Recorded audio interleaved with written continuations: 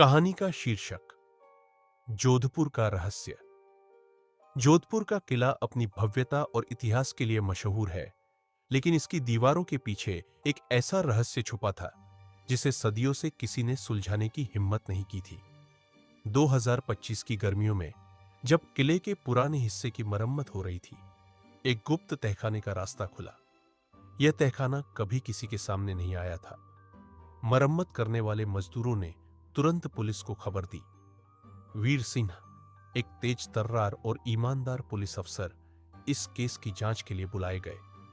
वीर ने अपनी जांच की शुरुआत राजमहल के पुराने रिकॉर्ड से की, लेकिन उन्हें कुछ भी साफ नहीं मिला। इस बीच जोधपुर लौटी राजकुमारी मेहरू, जो वर्षों से लंदन में रह रही थी, इस खबर से चौंक गई। उन्होंने वीर से मिलने की इच्छा जताई और कहा, मेरे दादी मां हमेशा कहती थी कि महल में एक काल कक्ष है जिसमें राजवंश का सबसे बड़ा रहस्य बंद है। शायद वही तहखाना हो। वीर ने तहखाने का निरीक्षण किया। वहां दीवारों पर अजीब चित्र और कुछ शिलालेख खुदे थे।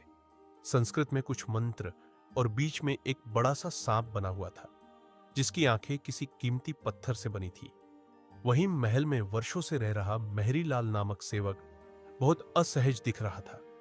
उसने वीर से बात करने में हिचकिचाहट दिखाई, लेकिन देर रात उसने चुपके से वीर के कमरे में आकर फुसफुसाया, साहब, जो तहखाना खुला है उसे नागलोक द्वार कहा जाता है।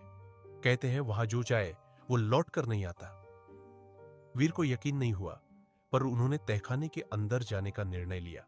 उनके साथ मेहरू भी जिद करके चली गई।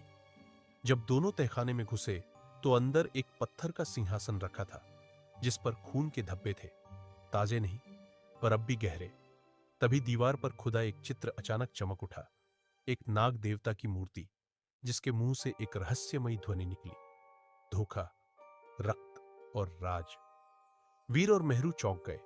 उसी समय पीछे से कदमों की आवाज आई। राजगुरु काल भैरव, जो वर्षों से महल का पुजारी था, एक त्रिशूल के साथ वहां आया। उसकी आंखों में एक अजीब सी चमक थी। अब तुम लोग बहुत दूर आ गए हो, उसने कहा। यह रहस्य सिर्फ राजवंश के अंतिम सदस्य को पता चलना चाहिए और उसे भी मरना होगा।